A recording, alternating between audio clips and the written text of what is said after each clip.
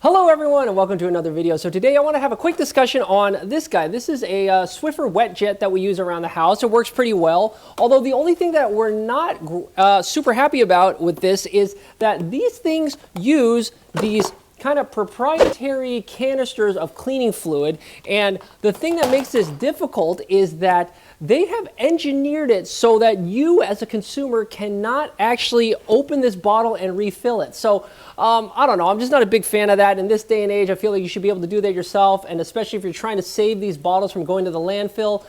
It's not great that they actually designed it so that it's difficult for consumers to reuse.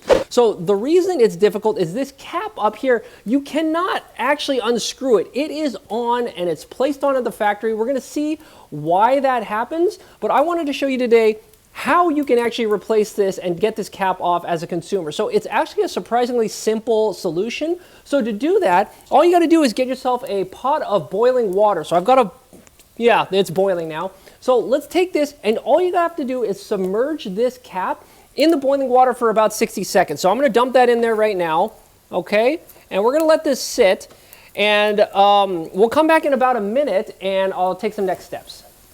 All right, so it's been going for about 60 seconds, so let's take this out. And now, while it's warm, put some gloves on or a kitchen mitt or something like that, and then now you can easily twist and take this lid off. And while it's warm, let me show you how they've engineered this. I don't know if you can see this easily inside this cap, but there are all of these barbs slash ridges, and what those do is if you look at the design of the bottle cap, they've got also these ridges along the bottle. So these barbs engage and they twist on in one direction, but they will not twist off. So again, it's a little dastardly that they actually went ahead and engineered it so that it was a one-time get the cap on and you're not gonna be able to get it off. So this is an easy way to get it off. Now, the next thing we're gonna do though, to make this a easy solution in the future is I'm gonna grab a Dremel and we are just gonna take off these ridges on the inside of the cap. So this will turn back into a normal screw on, screw off cap. So let's do that next.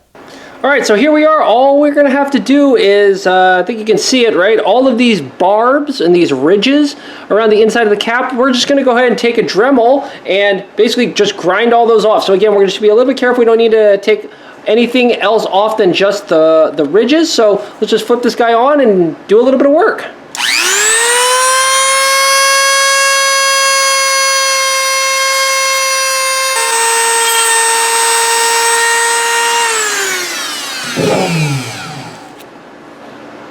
All right, so I'll go ahead and rinse this out a little bit, but pretty much we're set. So now with all those ridges gone, you can see now it's not going to catch on these tabs on the bottle. So now we basically have a standard screw on, screw off top. So again, you can just kind of screw this thing down.